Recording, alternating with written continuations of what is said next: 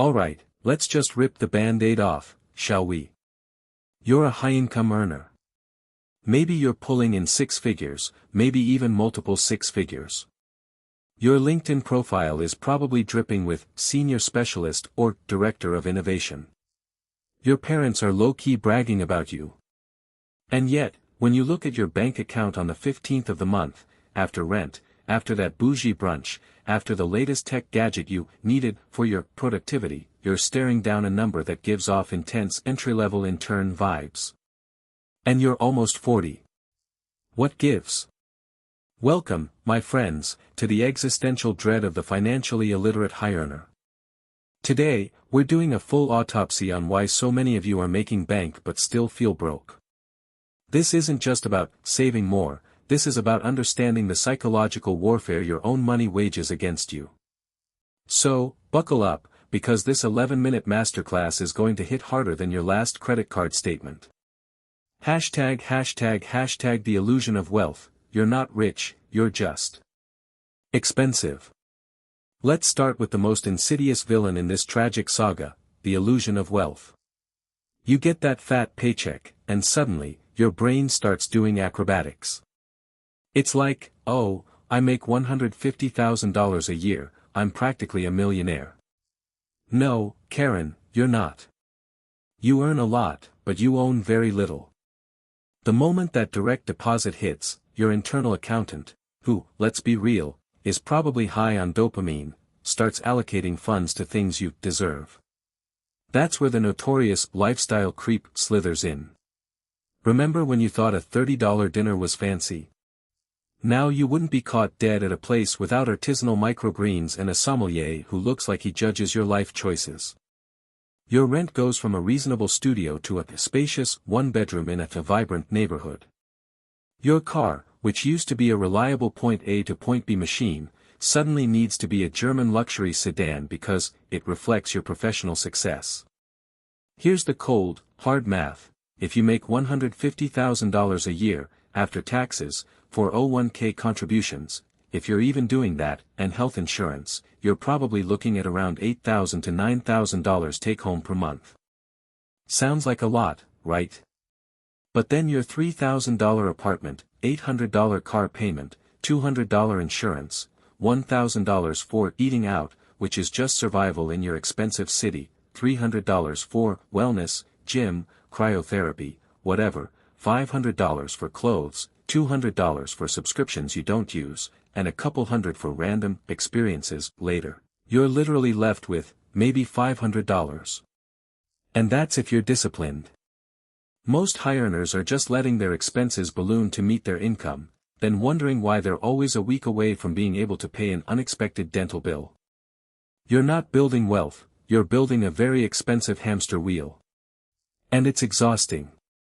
Hashtag the debt trap, because future me will handle it, right?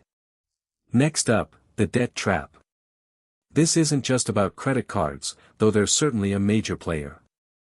This is about good debt going bad, convenient debt becoming a monster, and I can totally afford the monthly payment being the biggest lie you tell yourself.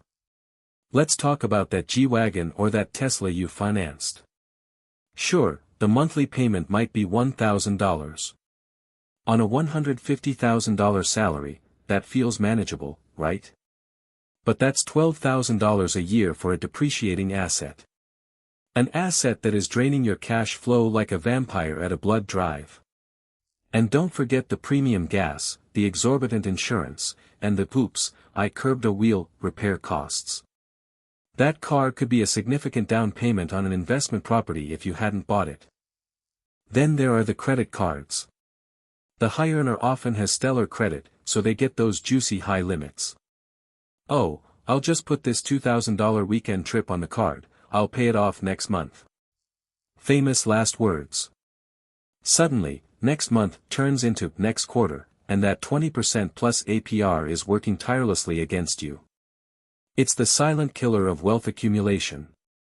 And student loans? Many high earners are doctors, lawyers, engineers, professions that required serious education debt. They graduate, get that big salary, and rather than aggressively tackle those loans while their lifestyle is still somewhat modest, they just make the minimum payment.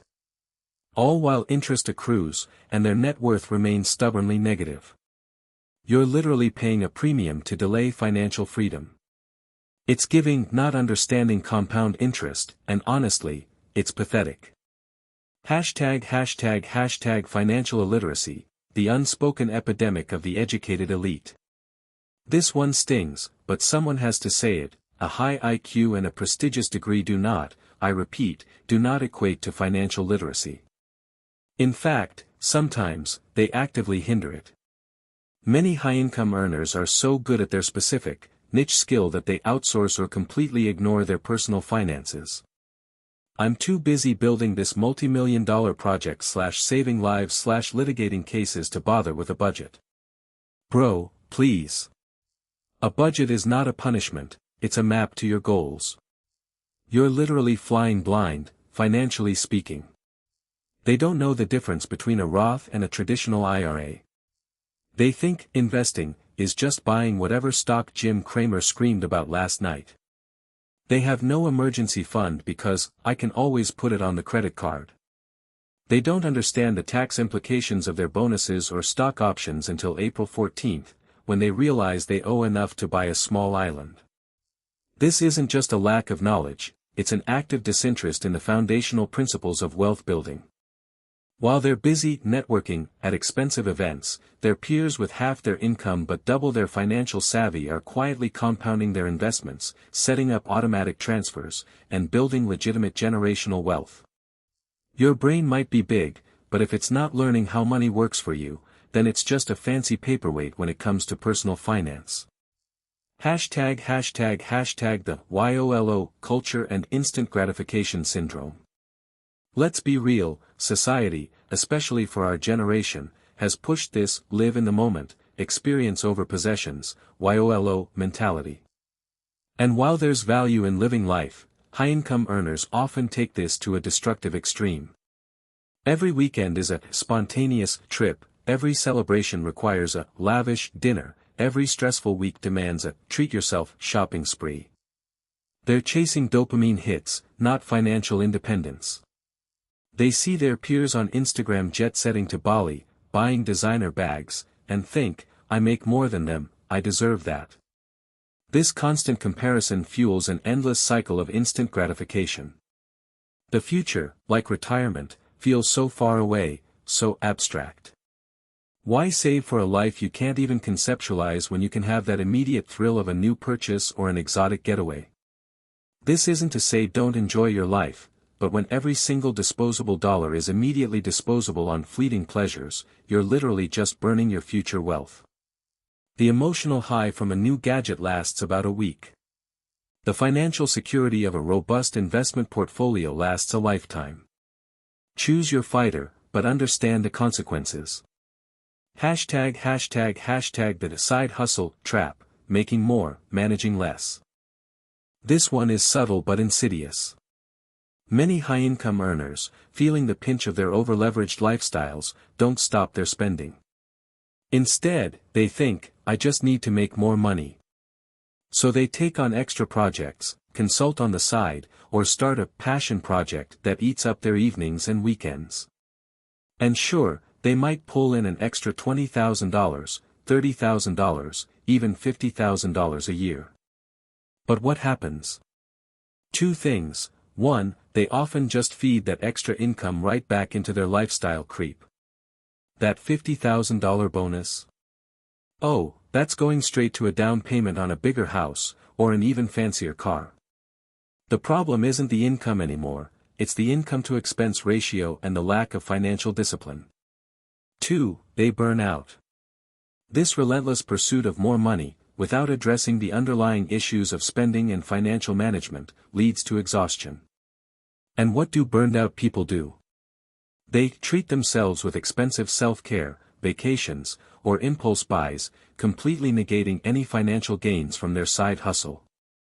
The real side hustle should be learning how to manage the money you already have effectively, not just endlessly chasing more digits on a paycheck that you're just going to spend anyway. Hashtag so, how do you escape this luxurious poverty trap? Alright, enough with the doom and gloom. If you're a high-income earner and you're nodding along, feeling personally attacked, good. That means you're ready for a change. Here's the brutal, unsexy truth about how to fix it. 1. The budget, dummy asterisk yeah, I said it. You need a budget. It's not for broke people, it's for people who want to stop being broke, regardless of income. Track every dollar. See where your money is actually going. You'll be horrified. You can't optimize what you don't measure. 2. Automate everything asterisk pay yourself first. Set up automatic transfers to your savings, your investment accounts, your debt repayment. The money should leave your account before you even have a chance to spend it. If you don't see it, you won't miss it. 3. Aggressive debt repayment asterisk those high-interest credit cards and lingering student loans are an emergency. Treat them like one. Use the debt snowball or avalanche method. The psychological win of eliminating a card can be huge, or the financial win of tackling the highest interest first. Whatever motivates you, just do it. 4. Invest early, invest often asterisk you have the income to make serious gains. Learn about index funds, ETFs, 401ks, IRAs. Max them out. The power of compound interest working for you is literally the cheat code to wealth. Don't wait until you're 40 or 50. Start now. Your future self will send you a fruit basket. 5. Challenge your lifestyle asterisk do you really need that luxury car? That massive apartment? Those daily $15 coffees? Reevaluate what truly brings you joy and what is just performative consumption to keep up appearances. Your net worth cares more about your savings rate than your car payment. 6. Continuous financial education asterisk read books. Watch smart YouTube channels, like this one, obviously. Listen to podcasts. Financial literacy isn't a one and done, it's a lifelong journey. Your job might pay you well, but you are responsible for making that money work for your future. Look, making good money is a privilege. Don't squander it because you think you're above basic financial principles or because you're trapped in the comparison game. You have the potential to build incredible wealth. All it takes is a shift in mindset, a dose of discipline, and maybe, just maybe, canceling a few of those unused streaming subscriptions. Your late 30s don't have to be a financial dumpster fire. It's time to stop being a high-income earner who's broke, and start being a high-income earner who's actually wealthy. Like this video if you're ready to make that change, subscribe for more brutal truths, and hit that notification bell so you don't miss out. Now go forth and conquer your finances. I believe in you, mostly.